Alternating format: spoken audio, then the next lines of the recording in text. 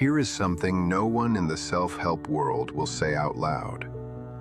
The most dangerous manipulation you will ever face is not coming from a toxic boss, a controlling partner, or a guilt-tripping family member. It is coming from the story you have been taught about strength itself. And if you stay with me for the next 25 minutes, I am going to show you exactly what that story costs you and what replaces it. This is not a video about phrases to memorize or tactics to use in arguments. This is something more uncomfortable than that. This is about a philosophical pattern that repeats itself in the lives of intelligent, self-aware people. People exactly like you, and almost no one names it directly. So let me name it.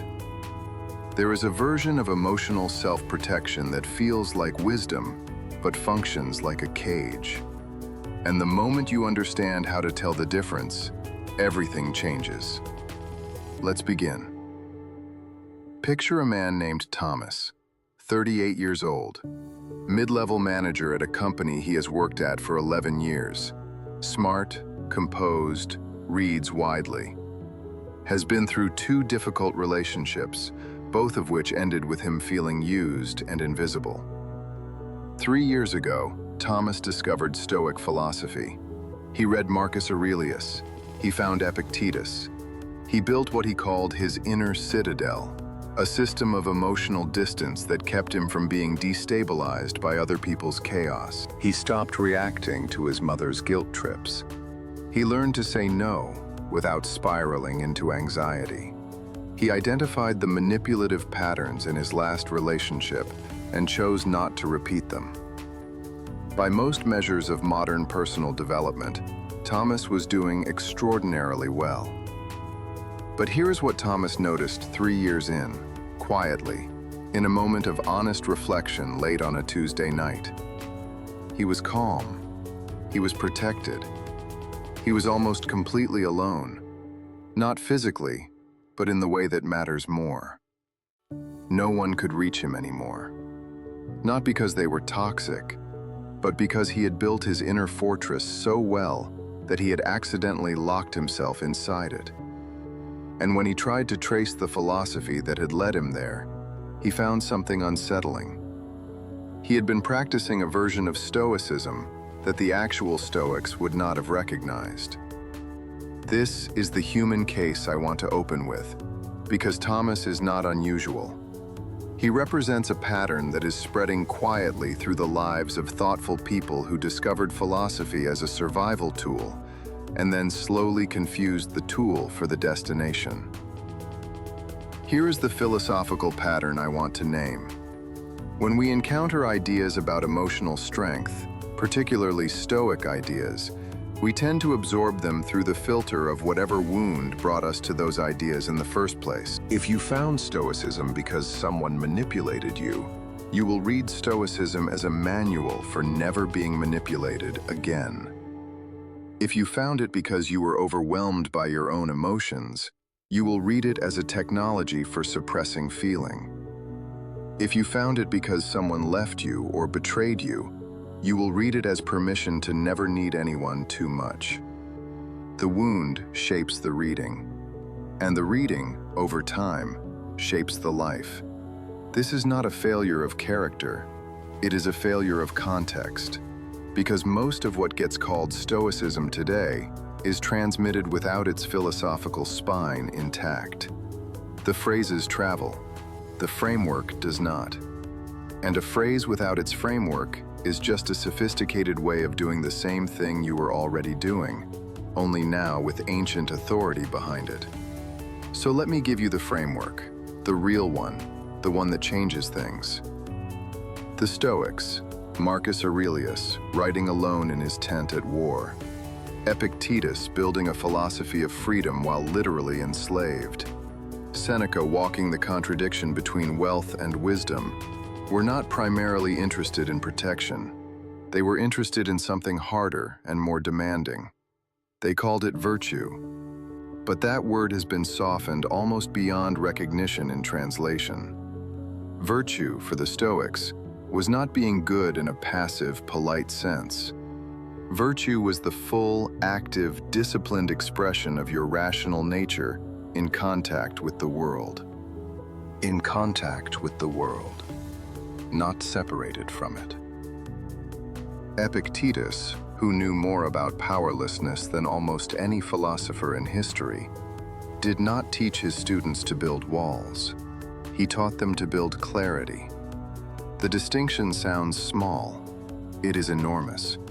A wall keeps things out. Clarity lets things in, and then decides what to do with them. Here is the philosophical core of what I want you to hold today. The Stoic dichotomy of control, what is up to us, what is not, was never designed to justify emotional distance from other human beings. It was designed to locate your agency precisely so you could use it fully, in real contact, with real stakes, in a real world that will disappoint you regularly. When Marcus Aurelius wrote that you cannot be harmed without your consent, he was not giving permission to stop caring. He was identifying where your power actually lives so you could exercise it more completely, not less. That is the thinking framework I want to build with you today. Not Stoicism as armor, Stoicism as precision. Now here is where most people stop watching videos like this. Because what comes next is the part no one tells you, and it requires a willingness to sit with some discomfort. If you have made it this far, you are probably someone who thinks carefully about how you live. That means this next section is going to hit somewhere specific. Prepare yourself. There is a concept in Stoic philosophy that almost never makes it into the motivational content. The Stoics called it oikeiosis. It translates roughly as affiliation or natural belonging, the innate orientation that human beings have toward other human beings. For the Stoics, this was not a vulnerability to be managed. It was a philosophical fact to be honored. Chrysippus, one of the founders of the Stoic school, argued that human beings are by nature social animals, not in a sentimental sense, but in a constitutive one, meaning you are not fully yourself in isolation. Your rational nature is partially activated by genuine contact with others. This creates a profound problem for the modern version of Stoic self-protection. If you are using Stoic ideas to remain permanently at a safe emotional distance from other people, you are not practicing Stoicism. You are practicing something that uses Stoic language to do the opposite of what the philosophy intended. You are treating oikeiosis, your natural orientation toward others, as a design flaw to be corrected. And the Stoics would look at that and say, "You have misread us entirely." Now, I want to be clear about what I am not saying. I am not saying you should expose yourself to people who harm you. I am not saying manipulation is not real, or that boundaries are unnecessary, or that you should tolerate cruelty in the name of openness. That would be its own form of philosophical confusion. What I am saying is something more precise. The goal is not protection. The goal is discernment. And discernment requires contact, real, thoughtful, sometimes uncomfortable contact with reality, rather than distance from it. Let me make this concrete. Think about the difference between two people responding to a difficult conversation. Person one feels the pressure of the conversation, notices the emotional charge in the room, and immediately deploys a practiced phrase that de-escalates the tension and keeps them emotionally safe. The conversation ends cleanly. They feel in control. Nothing penetrated. Person two feels the same pressure, sits with it for a moment, asks themselves honestly, what is actually happening here? And what does my rational judgment tell me to do? Then they respond, sometimes firmly, sometimes with surprising openness, sometimes by simply asking a question that changes the frame entirely. From the outside, both people may look composed, but one of them is using composure as a destination. The other is using it as a condition for seeing more clearly. One of them is practicing armor. The other is practicing precision. The Stoics wanted the second person. And here is the practical implication of that distinction. If your emotional composure only functions when you are protected from real stakes, when the relationship does not matter too much, when the outcome is not too important, when you are not genuinely vulnerable, then it is not composure. It is avoidance wearing a philosophical costume. True Stoic composure is what allows you to remain rational precisely when the stakes are highest, when you care the most, when losing is genuinely possible. That is the harder version, and it is the real one. Now let me bring this to the place where it actually lives, in the decisions you make every day about how much of yourself to bring to your relationships, your work, your choices.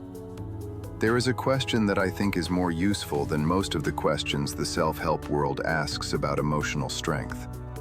The question is not, how do I protect myself from being affected? The question is, am I responding to what is actually in front of me, or to the story I have already decided to tell about it? This is where the Stoic concept of fantasia becomes practical. Fantasia is the impression, the way a situation appears to you before you have interrogated it rationally. Epictetus spent enormous energy on this. He taught that the primary task of philosophy is to examine your impressions before acting on them, not to suppress them, not to armor yourself against them, to examine them. Men are disturbed, he said, not by the things which happen, but by the opinions about the things. Notice what he did not say. He did not say, do not let things affect you. He said, examine the opinion. Look at the story. Ask whether the impression matches reality. This is a completely different operation than building emotional distance. Building distance says, I will not let this reach me. Examining the impression says, let me look at this clearly before I decide how to respond. One reduces your contact with reality. The other improves the quality of that contact. And here is the implication for how you handle the difficult people and situations in your life. When someone behaves manipulatively toward you, and they will, because manipulation is a very human behavior, the Stoic question is not, what phrase will neutralize this? The Stoic question is, what is actually happening here? And what does my examined judgment tell me is the right response? Sometimes the examined judgment says, walk away. Sometimes it says, stay and speak directly. Sometimes it says, this person is in pain, and the manipulation is a signal of something else entirely. Sometimes it says, I have been reading this situation through my wound, not through my reason. A fixed phrase cannot tell you which of those is true. Only honest examination can. Let me go deeper into something that is rarely said in this space. Most people who have discovered Stoicism after a painful experience go through 3 stages. The first stage is relief. Finally, a philosophy that gives you some purchase on the chaos. A way to stop being dragged around by other people's emotions and your own reactions. This stage is genuinely valuable. It saves people. It saved Thomas. The second stage is consolidation. You build the habits. You practice the pauses. You learn to observe before reacting. You feel more stable. You have more clarity. This stage is also genuinely valuable. But then there is a third stage that many people either do not reach or do not recognize when they enter it. The third stage is the hardest one. It is the stage where you have to ask, have I confused the scaffolding for the building? Have I been practicing the techniques of Stoicism, the composed responses, the emotional distance, the boundaries, the protection of my inner space, as if those techniques were the goal? Or has all of that been building toward something? Toward a version of myself that is capable of more genuine, more courageous, more open engagement with life, precisely because I am no longer at the mercy of every emotional current. The scaffolding is not the building. The Stoic practices are not the goal. They are the preparation for the goal. And the goal, for every major Stoic thinker, was always the same: a life fully lived, in full rational engagement with the world, contributing to the common good, loving what is genuinely lovable, releasing what cannot be controlled, and remaining, through all of it, recognizably and entirely yourself. Not protected from life, prepared for it. Save this video. You are going to want to come back to this next part, because this is where the framework becomes something you can actually use, not in theory, but in the specific, difficult moments that are probably already waiting for you this week. Here is the thinking framework I want to offer you. It has 3 movements. I call it the Stoic precision sequence, and it is different from what you usually hear because it is not primarily defensive. It is investigative. The first movement is locate the impression. When a difficult situation arises, a conversation that feels manipulative, a relationship that feels draining, a demand that feels unreasonable, before you do anything else, identify the impression you are having. Not what is happening, what it appears to be. Write it out if you can, even quickly. Something like, this person is trying to control me, or I am being asked to betray something I care about, or I feel invisible in this interaction. That is the impression. It is real, it matters, and it is not yet your judgment. The second movement is examine the impression.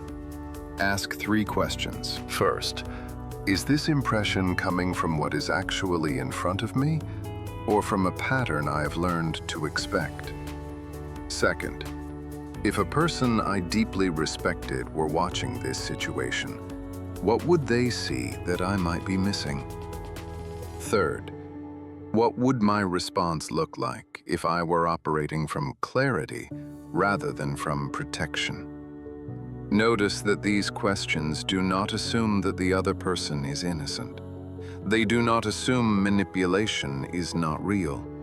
They simply ensure that you are responding to the actual situation rather than to the story your nervous system has already written about it. The third movement is choose the response that your examined judgment approves. Not the response that feels safest. Not the response that requires the least vulnerability. The response that your honest, rational, post-examination self can stand behind. Sometimes that response will be firm and distancing. Sometimes it will be more open than you expected. Sometimes it will be a question instead of a statement. Sometimes it will be silence, real silence. Not avoidance, but the silence of someone who has decided that words are not the right tool here.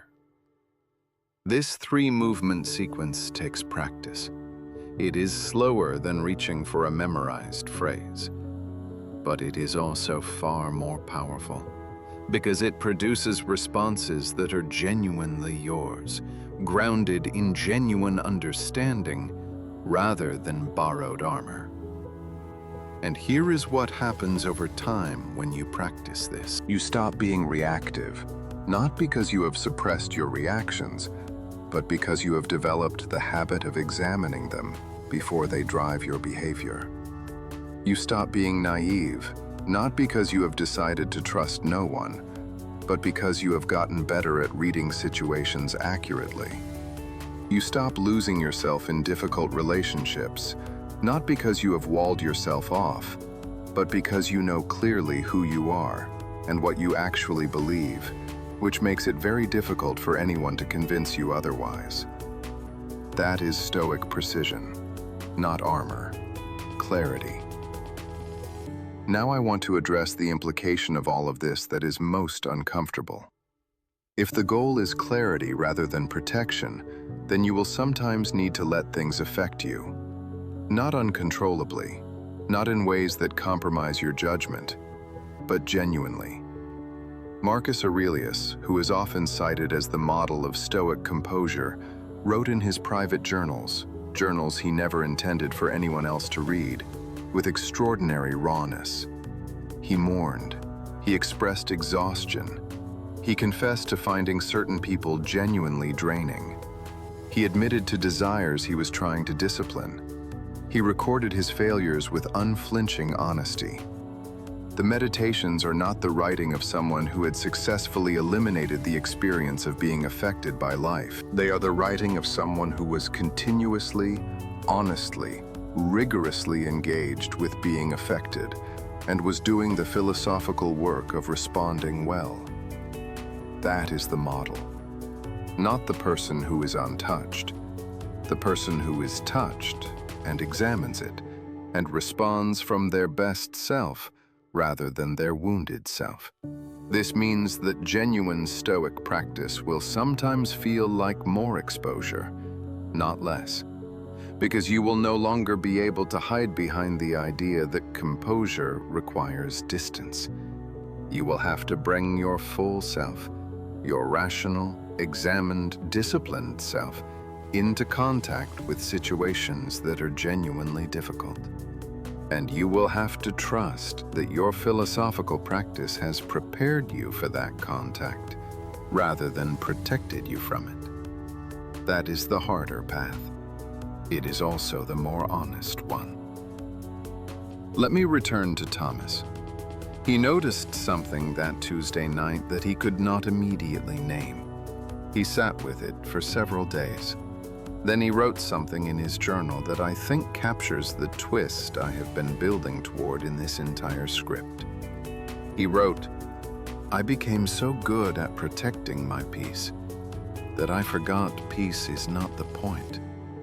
The point is living well, and I cannot live well entirely inside the fortress I built to survive." This is the interpretive twist I want to leave you with. Peace is not the destination. Peace is a condition of clarity, stability, and rational engagement that makes the real destination possible. The real destination, for every Stoic thinker worth reading carefully, was always the full human life. The life of virtue in the original sense. Active, relational, engaged, contributing, honest. If your version of Stoicism is primarily about feeling less, needing less, risking less, and exposing yourself to less, it may have saved you from something real. But at some point, it stopped being philosophy and started being a very sophisticated form of self-limitation. And the Stoics, every single one of them, would ask you the same thing they asked themselves. Is this the life your reason approves of? Not your wound, not your fear, not your pattern, your reason. If the answer is not yet fully yes, that is not a failure. That is the beginning of the third stage. And the third stage is where the real work and the real life begins. Here is where I want to close. And I want to close with something concrete. There is a line in Seneca's letters to Lucilius that I think deserves far more attention than it usually gets. He writes, "Withdraw into yourself as much as you can, but also receive into yourself those who will make you better." Withdraw into yourself as much as you can. There is the inner citadel, the protected rational core, the non-negotiable autonomy of your own mind, but also receive into yourself those who will make you better. there is the oikeiosis, the natural orientation toward others, the philosophical acknowledgement that you are not complete in isolation. Both halves of that sentence are Stoicism, not just the first. The complete practice is knowing when to withdraw, genuinely, firmly, without guilt, and knowing when to receive, genuinely, openly, without armor. And wisdom for the Stoics was precisely the capacity to know which moment you are in, not applying the same posture to every situation, not defaulting to protection because it is easier, not defaulting to openness because it feels virtuous, but examining each situation with the honest, disciplined eyes of someone who has done the philosophical work and responding accordingly. That is what I want for you. Not a list of phrases, not a set of armor, not a fortress so well built that nothing can reach you. I want you to have what Thomas finally started building after that Tuesday night. A self so clearly known, so honestly examined, so genuinely grounded in its own rational judgment, that contact with difficult people and difficult situations does not destabilize you, not because you are protected from them, but because you know exactly who you are when you meet them. That is Stoic precision.